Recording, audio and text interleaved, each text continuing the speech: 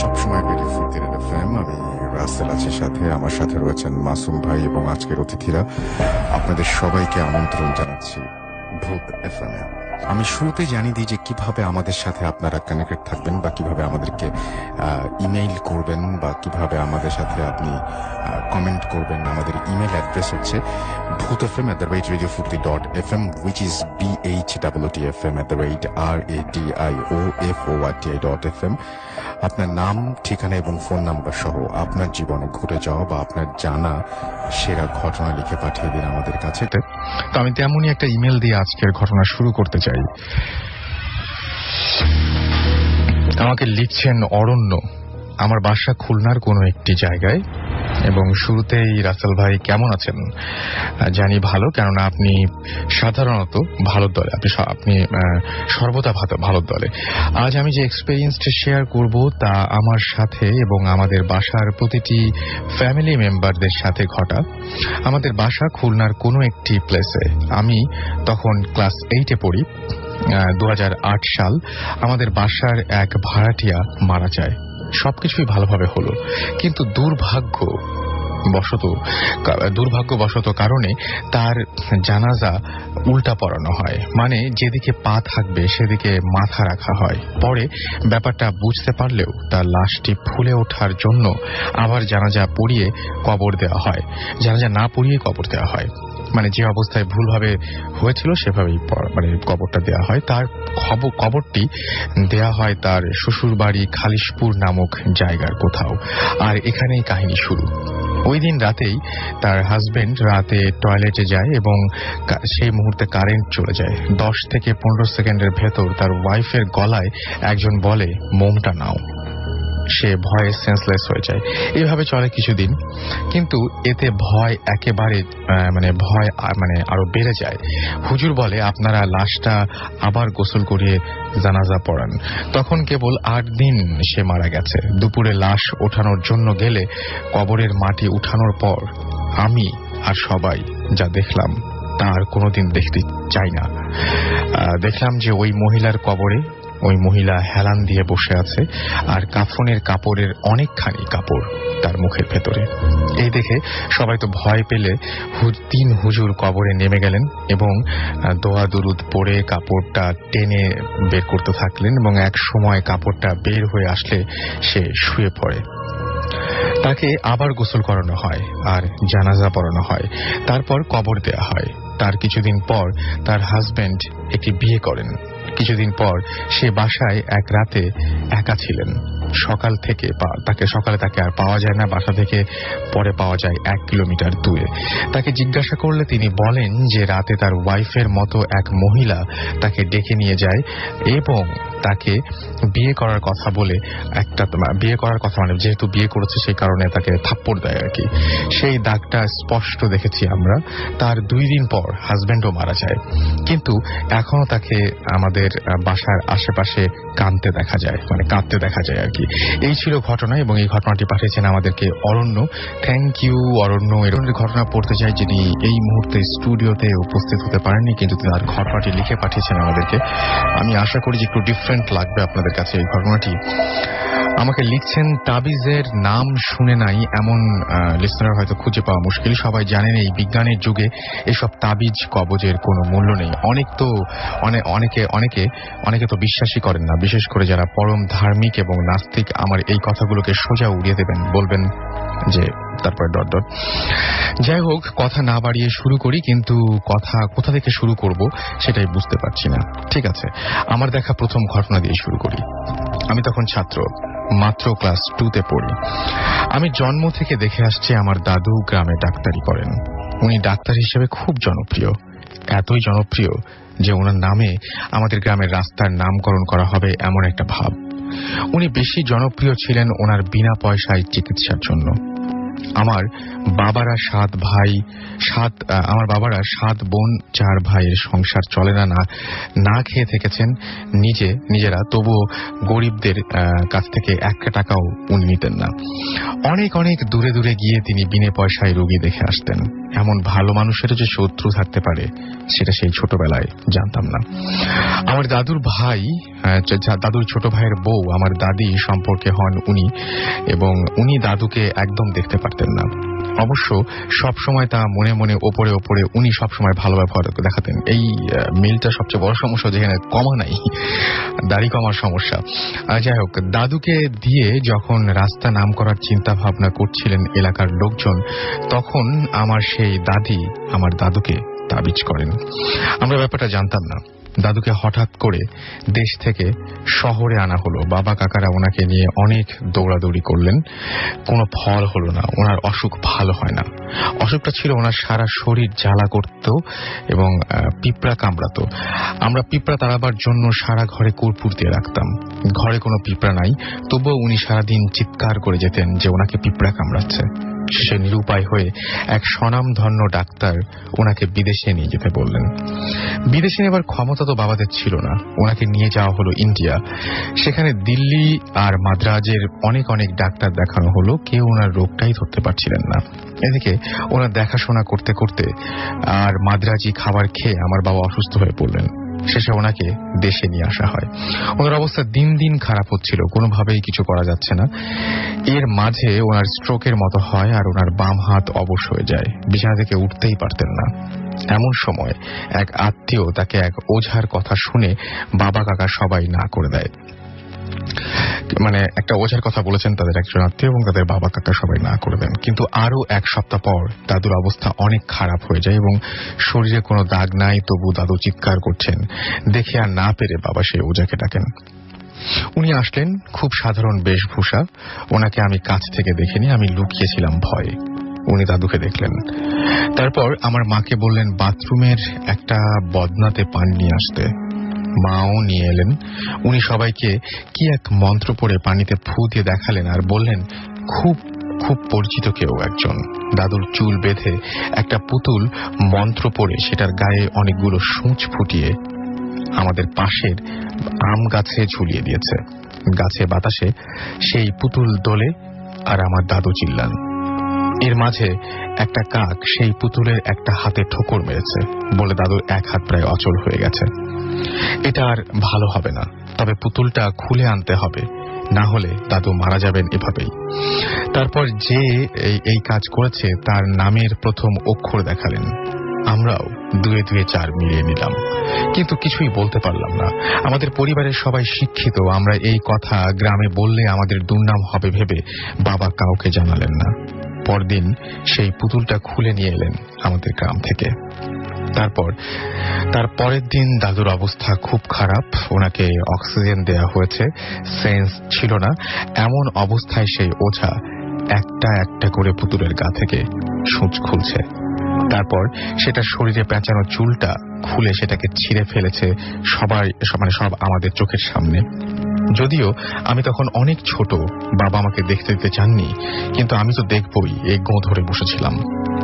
পরে দেখেছিলাম, অনেক ভয় পেয়েছিলাম যখন সেই পুতুলের ভেতর থেকে রক্ত পড়তে দেখেছিলাম। পরদিন থেকে দাদু সুস্থ হয়ে ওঠেন। আমি দাদুকে 12 দিনের মাথায় আবার ডাক্তারি করতে যেতে দেখেছি।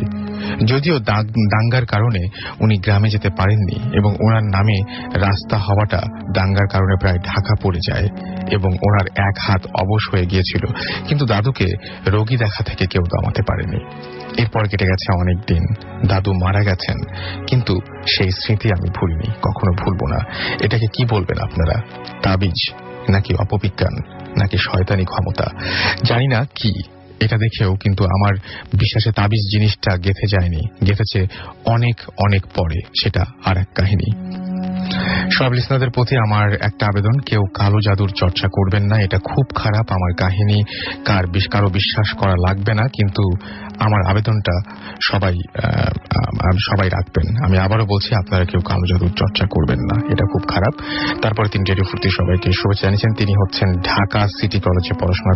এখন সরাসরি ঘটনায় চলে যাব। আমি জাস্ট এমন একজন রয়েছেন আমাদের সঙ্গে এই মুহূর্তে, যিনি আজকে এই স্টুডিওতে এসে উপস্থিত হতে পারেননি, বাট তার ঘটনাটি অনেক বেশি ভালো লেগেছে আমার কাছে। আমি সেই ঘটনাটি পড়ছি। লিখছেন,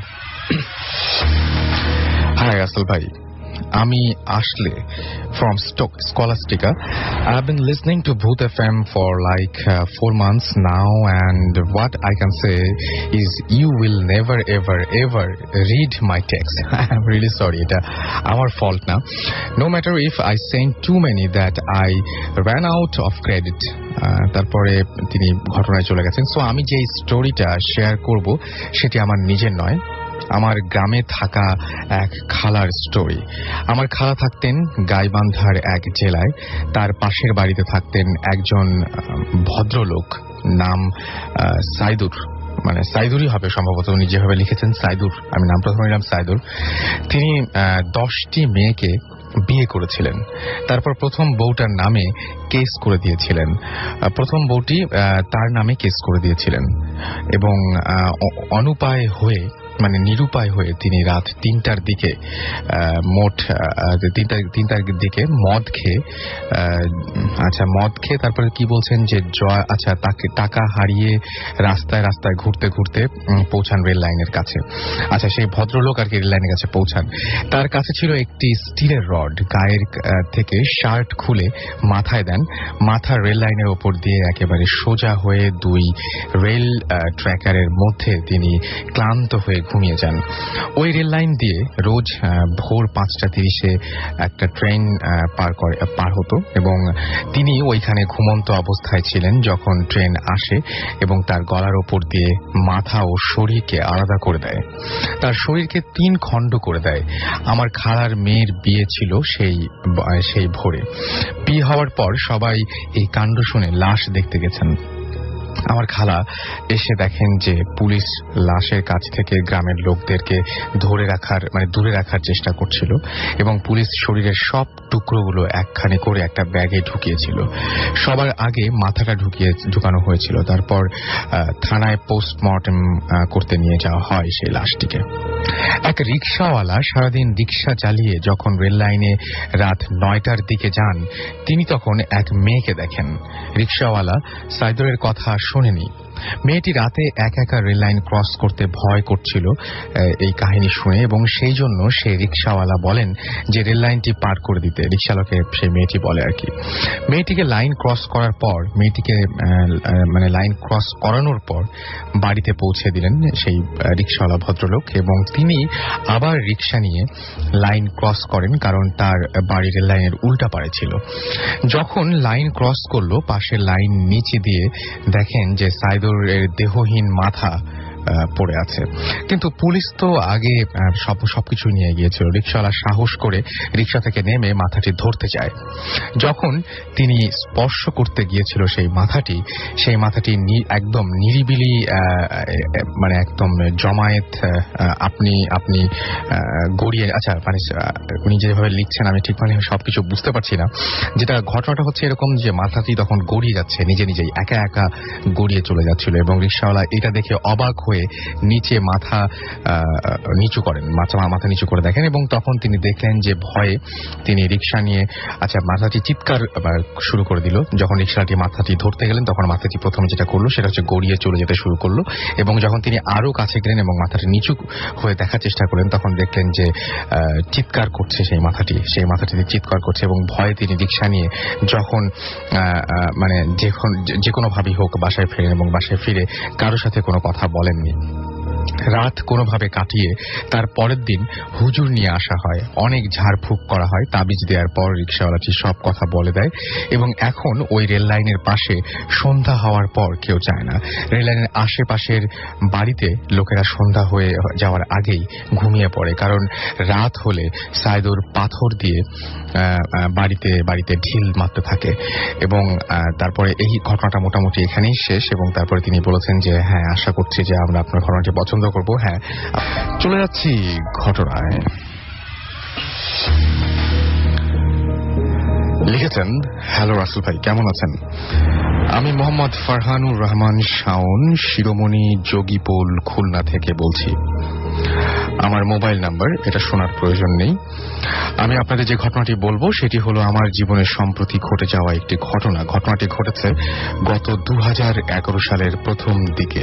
মাস এবং তারিখটা আমার ঠিক মনে নেই, তবে তখন আমাদের মহল্লাতে বিভিন্ন জায়গায় ব্যাডমিন্টন টুর্নামেন্ট আয়োজন করা হতো। তো ঠিক তেমনি একটি টুর্নামেন্টের প্রীতি ম্যাচ খেলার জন্য আমি সেখানে উপস্থিত থাকি। আগে থেকেই বলছি, ব্যাডমিন্টন খেলাতে আমি তেমন পারদর্শী ছিলাম কিনা জানি না, তবে খেলাটি আমার প্রিয় খেলার একটির মধ্যে পড়ে। তো সেখানে খেলতে খেলতে প্রায় আনুমানিক রাত 12:30 বেজে গেল। কিন্তু তবু আমার তেমন কোনো চিন্তা হচ্ছিল না, কারণ সেদিন রাতে বাসায় ফিরব না।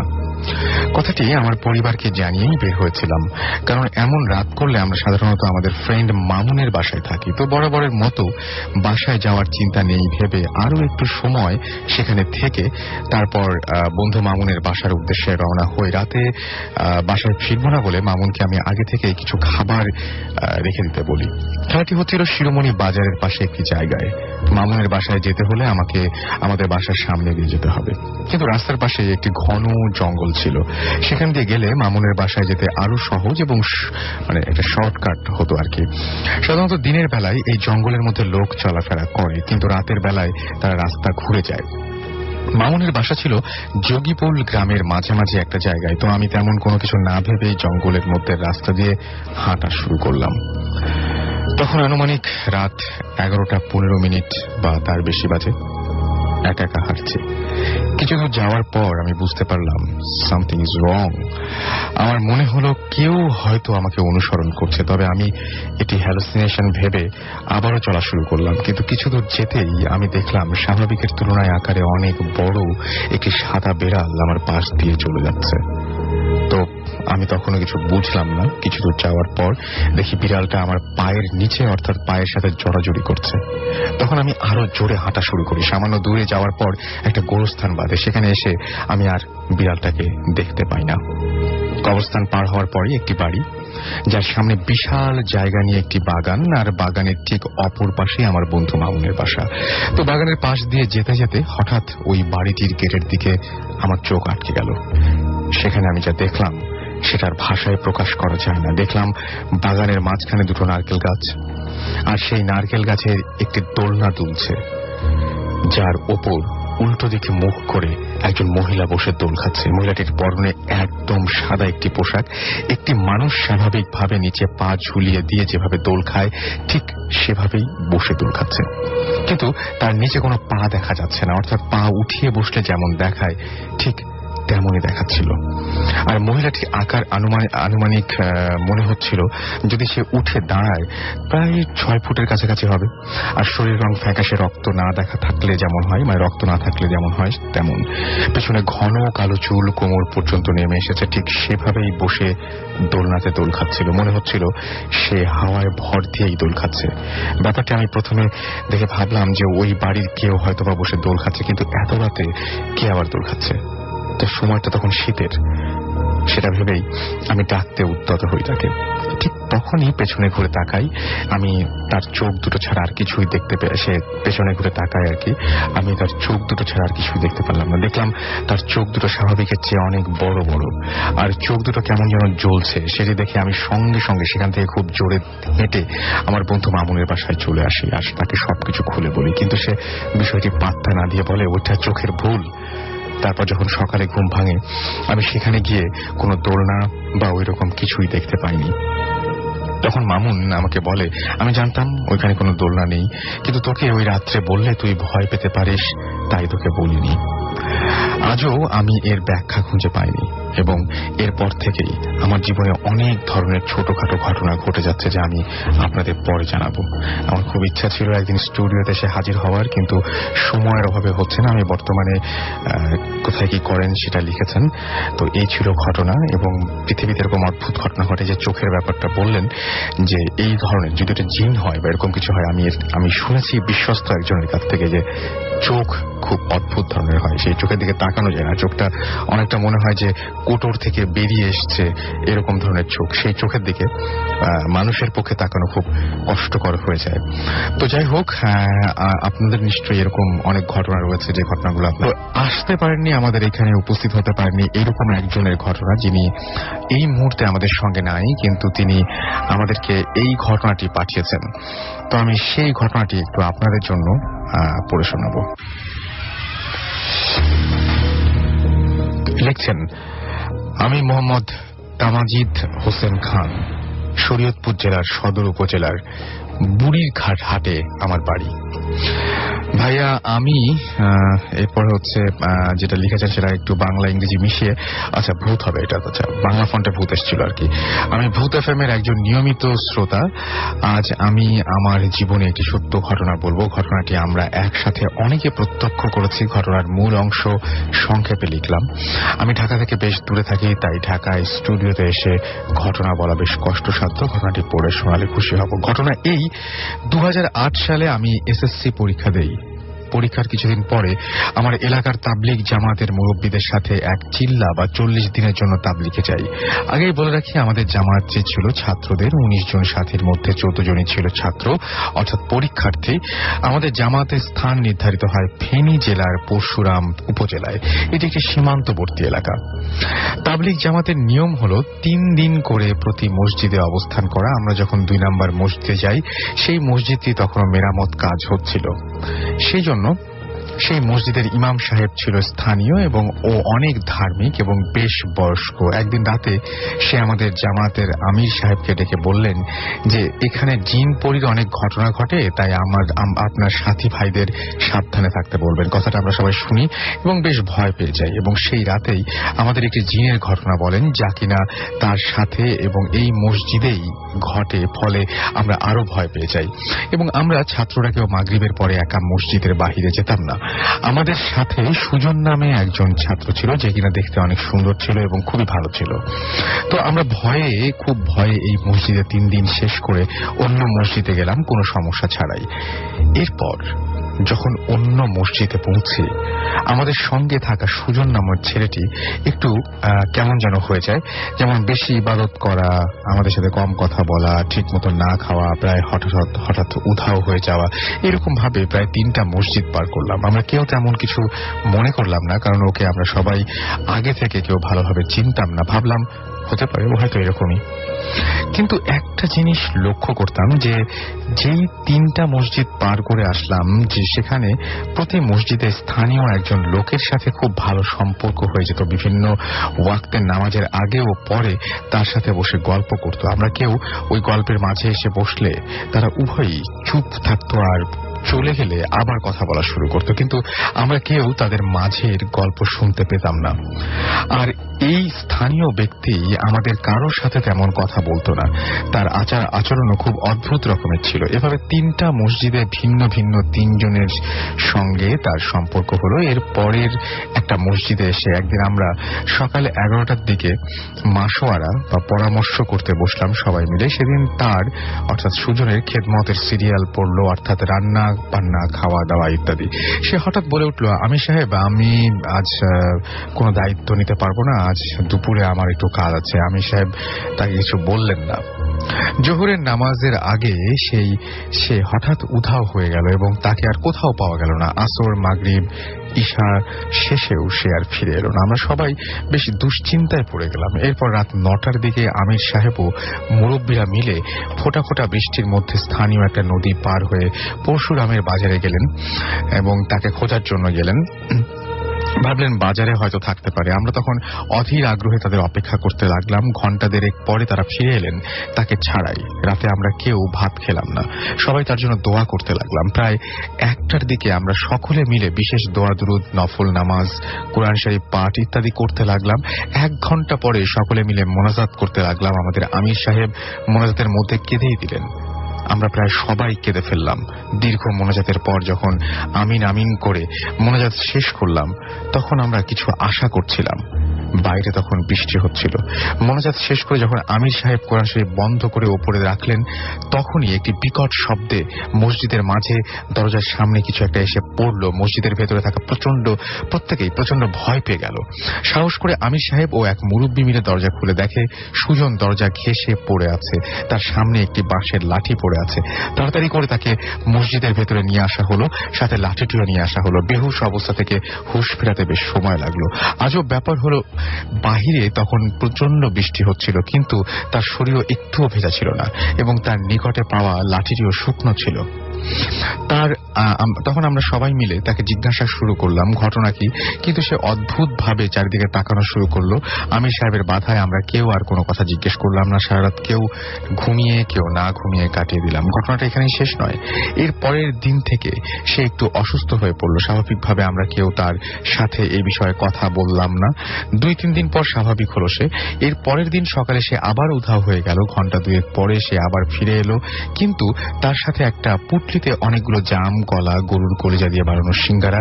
কে দিল, কোথা থেকে এলো, কিভাবে এসেছে সেই জানে।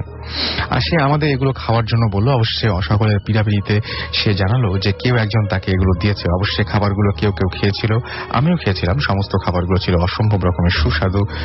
কি পরিমাণ সেটা বলে বোঝাতে পারবো না। স্থানীয় লোকদের কাছে জিজ্ঞেস করে জানতে পারলাম যে গরুর কলিজা দিয়ে সিঙ্গারা এই অঞ্চলে পাওয়াই যায় না।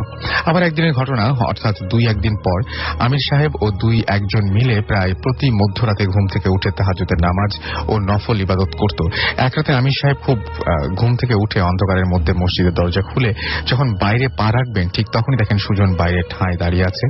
বাইরে একটি বাল্ব জ্বালানো ছিল। স্পষ্ট দেখলেন যে একটা গাছের সাথে হেলান দিয়ে ওপরের দিকে মাথা তুলে আছে। প্রচন্ড ভয়ে মসজিদের দরজা বন্ধ করে ভেতরে ঢুকে দেখেন সুজন বিছানা খালি। তিনি ভাবেন যে দরজা তো ভেতর থেকে বন্ধ করা ছিল, স্পষ্ট মনে আছে তার, তাহলে সুজন বাইরে গেল কিভাবে।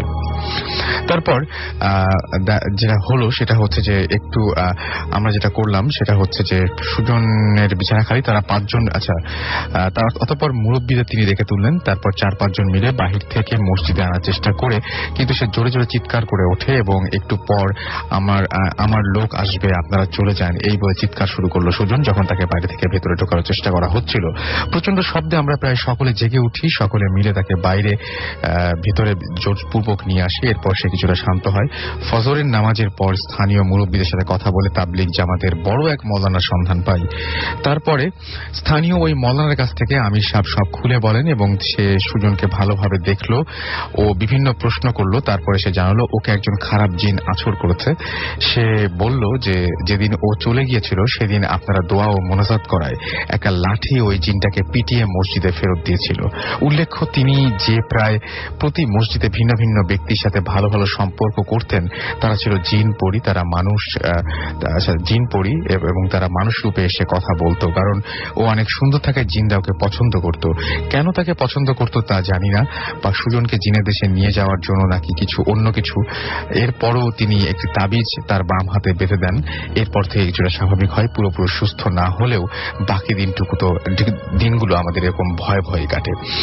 অনেক বড় একটা ঘটনা আমি পড়ে ফেলেছি, তারপরেও নিচে ছোট্ট করে লেখা আছে সংক্ষিপ্ত। ওকে, যাই হোক, অনেক বড় ঘটনা। এরকম ধরনের ঘটনা থাকলে আপনারা ইচ্ছা করলে সাউন্ড ফাইল তো চাই। প্রতিদিনের মতো একটা ঘটনা দিয়ে যিনি আমাদেরকে ঘটনাটা লিখে পাঠিয়েছেন, বাট আজকে তিনি আনফরচুনেটলি এখানে উপস্থিত হতে পারেননি, সেরকম একজনের কাছ থেকে তিনি লিখছেন। ইমরান খান, অফিস সহকারী, দৈনিক সমকাল, সিলেট ব্যুরো, নেহার মার্কেট, পূর্ব জিন্দাবাজার, সিলেট থেকে। লিখছেন, হ্যালো রাসেল ভাই, আশা করি ভালো আছেন। আমি জানি আপনি সবসময় ভালোর দলে। আজকে আপনাকে যে ঘটনাটি লিখছি এটি আমার এবং দুই ফ্রেন্ডের সাথে ঘটে যাওয়া অবিস্মরণীয় একটি ঘটনা। আমি আপনার মাধ্যমে রেডিও ফুর্তির সকল বন্ধুদের সাথে আমার এই ঘটনাটি শেয়ার করতে চাই। আমি সরাসরি আমার ঘটনায় চলে যাচ্ছি। সময়টা 2006 সালের প্রথম দিকে। আমার খুব ক্লোজ ফ্রেন্ড কায়েদ, সে সিলেটের সদর উপজেলায় কোনো একটি জায়গায় থাকে। সঙ্গত কারণে আমি তার বাসার ঠিকানা বলছি না। আমার ফ্রেন্ডের বোনের বিয়ে ঠিক হয়, সে আমাকে আমার আরো কিছু ফ্রেন্ডদের ইনভাইট করলো এবং আমরা যথারীতি যাব বলে সম্মতি জানাই। তারিখটার কথা আমার ঠিক মনে নেই। সন্ধ্যা 7টার দিকে গায়ে হলুদের প্রোগ্রামের জন্য আমি ও আমার ফ্রেন্ড ফরহাদ ও আকাশ কায়েদের বাসায় যাওয়ার জন্য রওনা দিই। আমাদের বাসা থেকে কায়েদের বাসার দূরত্ব প্রায় 5-6 কিলোমিটার। সিএনজি অথবা অটো রিক্সা যোগে তার বাসায় যেতে হয়। আমরা তিনজন বাসা থেকে বের হই। রাসেল ভাই, এখানে আরেকটা কথা বলে রাখি, ওই দিন আমার বাসায় কেউ ছিল না, সবাই গ্রামের বাড়িতে বেড়াতে গেছেন। আমার অফিস থাকার কারণে আমি যেতে পারিনি। ফরহাদ ও আকাশ বাসা থেকে বের হওয়ার সময় তাদের মাকে বলে আসে আমরা কায়েদের বোনের গায়ে হলুদ অনুষ্ঠান থেকে ফিরে ইমরানের বাসায় চলে যাব। আমরা যথারীতি 8টার দিকে আমাদের ফ্রেন্ড কায়েদের বাসায় পৌঁছাই। আপনারা নিশ্চয় জানেন যে গায়ে হলুদের অনুষ্ঠান স্বাভাবিকভাবে একটু রাত করেই হয়। ওই দিন অনুষ্ঠান শুরু হতে হতে রাত 10:30 বেজে যায়। এক পর্যায়ে রাত 1টার দিকে অনুষ্ঠান শেষ হয়। আমি আমার ফ্রেন্ড কায়েদকে বলি আমরা বাসায় ফিরে আসব। সে বলে এত রাতে তোমাদের যাওয়ার দরকার নেই, এখানে তোমরা থেকে যাও। আমি বললাম যে না কায়েদ, আমার সকালে অফিস আছে এবং আমার বাসায় কেউ নেই, আমাকে বাসায় গিয়ে থাকতে হবে। সবার কাছে বিদায় নিয়ে আমরা তিনজন রওনা দিলাম। আমাদেরকে এগিয়ে দেওয়ার জন্য কায়েদের কাজিন রনিকে আমাদের সাথে দেয়া হলো। ওদের বাড়ি থেকে প্রায় 1/2 কিলোমিটার হেঁটে একটা গাছের নিচে এসে দাঁড়াই। সেখানে সাধারণ সিএনজি বা অটো রিক্সাগুলো পাওয়া যায়। এখানে আসা 10 মিনিট পর আমরা কায়েদের কাজিন রনিকে বলি যে অনেক রাত হয়ে গেছে, তুমি চলে যাও, আমরা সিএনজি পেলে চলে যাব, নয় হেঁটে যাব। ওই গাছের নিচে আমরা আরো 10 মিনিট অপেক্ষা করার এক পর্যায়ে আমরা তিনজন সিদ্ধান্ত নিলাম যে এভাবে দাঁড়িয়ে না থেকে আমরা হাঁটি, যতটুকু হাঁটবো ততই আমাদের পথ ফুরাবে। এই বলে আমরা হাঁটতে শুরু করি। হাঁটতে হাঁটতে কিছু দূর আসার পর আমরা একটু দাঁড়াই।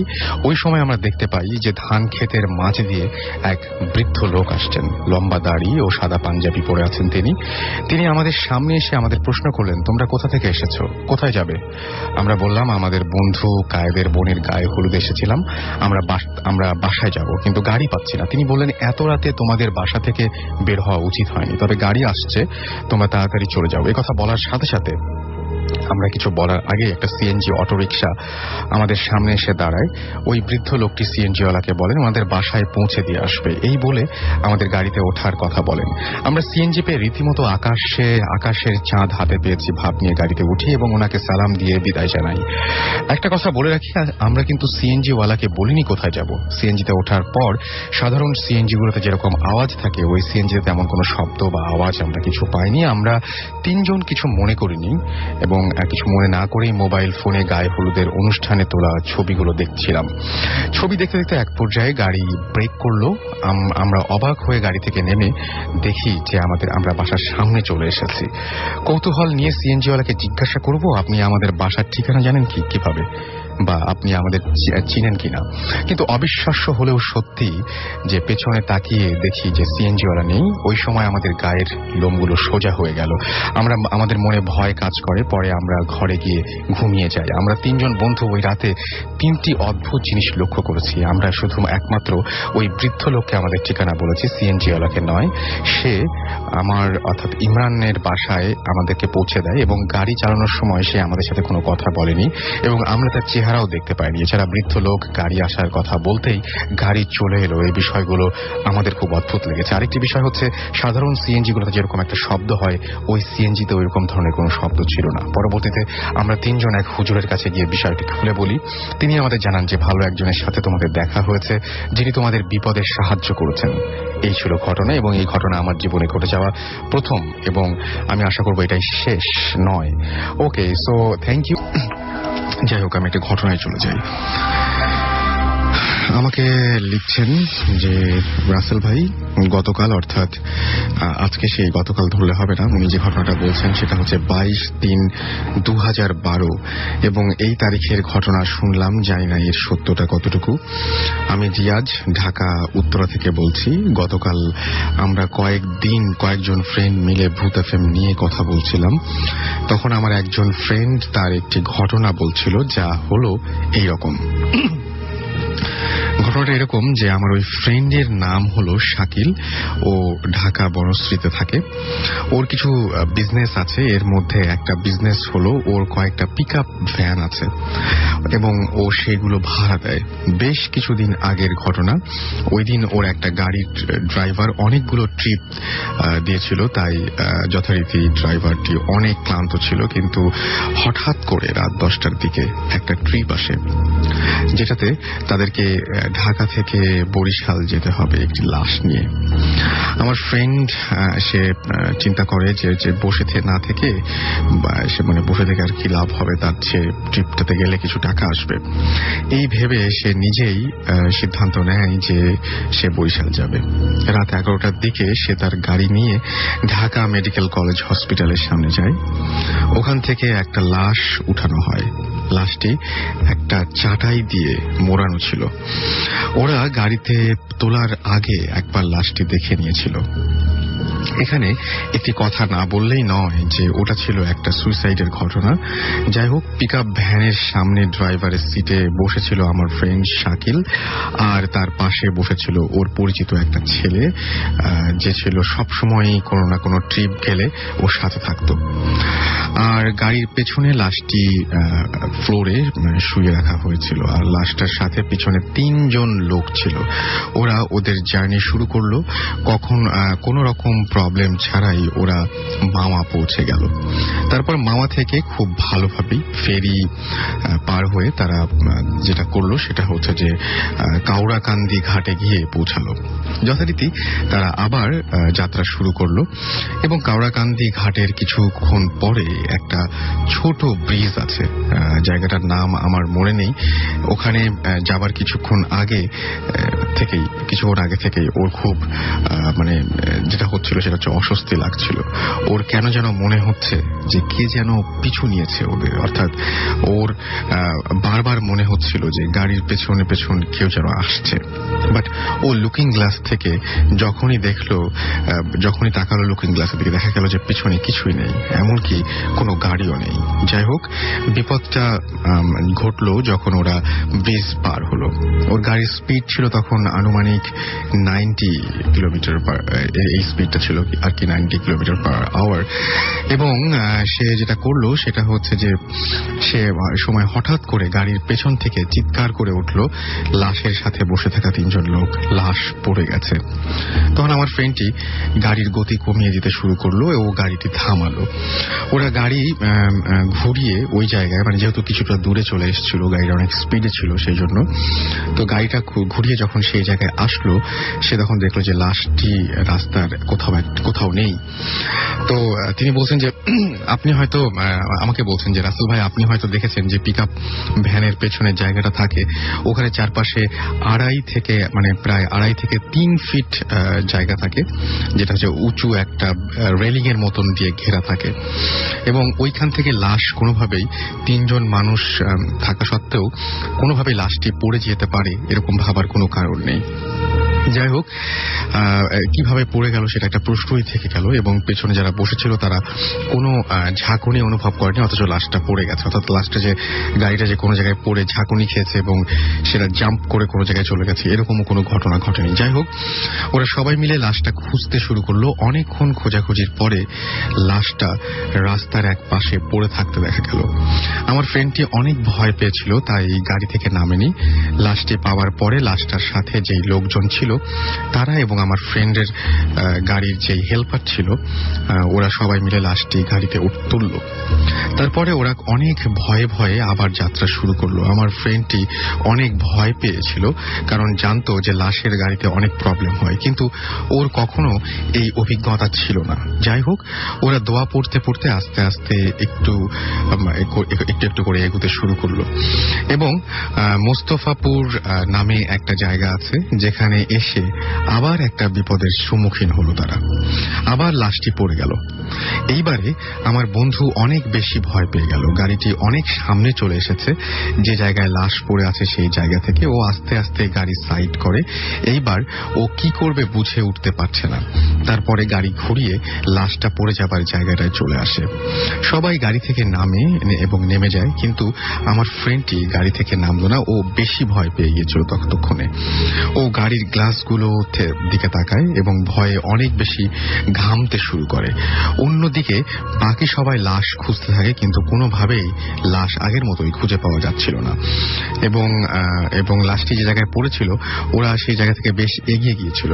এবার গাড়িটি ঘুরিয়ে বরিশালের দিকে আস্তে আস্তে এগোতে থাকলো এবং বাকি সবাই রাস্তার দুই পাশ খুঁজতে থাকে। কিছু দূর এগোনোর পর ওরা লাশটি খুঁজে পায় এবং প্রবলেম হলো তখন যেটা হয়েছিল সেটা হচ্ছে লাশটি যেই চাটাই মোড়ানো ছিল সেই চাটাইটা অনেক অংশ নষ্ট হয়ে গিয়েছিল বা ছিঁড়ে গিয়েছিল। আমার বন্ধুটি তখন গাড়ি থেকে নেমে আসে।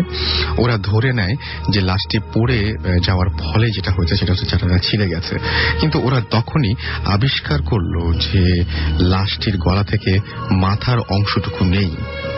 ওরা সবাই তখন অনেক বেশি ভয় পেয়ে গিয়েছিল। অনেক খোঁজাখুঁজির পরে ওরা কোনোভাবেই মাথাটা আর খুঁজে পেল না, কিন্তু ওরা যখন গাড়িতে লাশ নিয়ে উঠেছিল তখন লাশটির মাথা ছিল এবং তারা সেটা দেখেও নিয়েছিল। তাহলে এই লাশটা মাথাটা গেল কোথায়? এরপরে কি হয়েছিল তা ওর কাছ থেকে আর জানা হয়নি। আমার ফ্রেন্ডের কথাগুলো বলতে গিয়ে ওর সমস্ত গায়ের লোম দাঁড়িয়ে গিয়েছিল এবং ওর মধ্যে তখন অনেক ভয় কাজ করছিল। আমি জানি না এই ঘটনা কিভাবে ব্যাখ্যা করা যাবে। এবং তারপরে লিখেছেন যে তিনি স্টুডিওতে আসতে পারবেন না, তার ঘটনা যেন শেয়ার করা হয়। আমি শেয়ার করে ফেললাম এই ঘটনাটি, তবে বাকি অংশটুকু তারপরে কোনো প্রবলেম হয়েছিল কিনা এটা জানতে পারলে খুব ভালো হতো। ঘটনাটি কমপ্লিট না, বাট আমার পড়তে গিয়ে খুব ভালো লেগেছিল, সো আপনাদের সাথে শেয়ার করলাম।